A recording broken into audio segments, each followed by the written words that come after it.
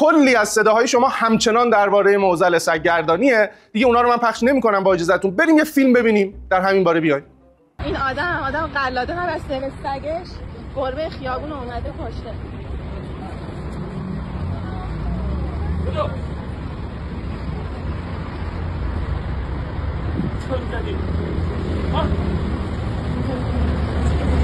شعور ندارن، قلاده نمیبندن به سگشون.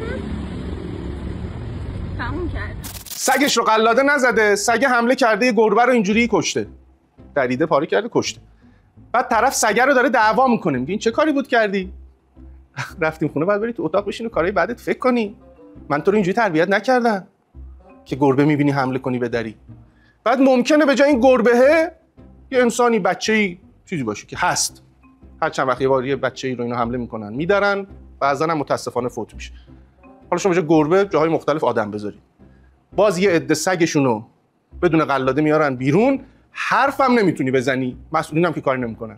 کیا؟ یکی مثل این بنده خدا اومده به من میگه این سگ نجسه، خسته شدیم انقدر تونو جمع کرد، ببخشید بی پرده حرف میزنم. نمیرم آقا، نمیرم، به جون مادرم نمیرم. 5 ساعتم اینجا شده، لج همتون میمونم اینجا ببینم کی وجود داره حرف بزنه. من حمایت میکنم از اینا. بابا اینا دهنشون هم لیسیدن داره، به اول فقط خیلیاتون تمیزترن. قسمون کردید یه دونه پاک نمیتونیم بیاریم بچه‌مونو. رسما میگه بچه‌مون رو از دست اینا نمیتونیم بریم پارک. منظورش از بچه‌ش سگشه. یعنی برعکس شده. یه مدت میگفتیم آقا ما بچه‌مون رو نمیتونیم بیاریم، مثلا سگاتون رو نیارید قلاده بزنید. الان اونا طلبکارن که آقا ما دیگه سگامون رو از دست اینا نمیتونیم بیاریم پارک.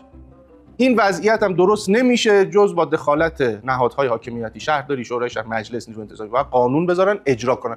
حالا وایسید نگاه کنید تا این سگا همینجوری بدرن ملتو.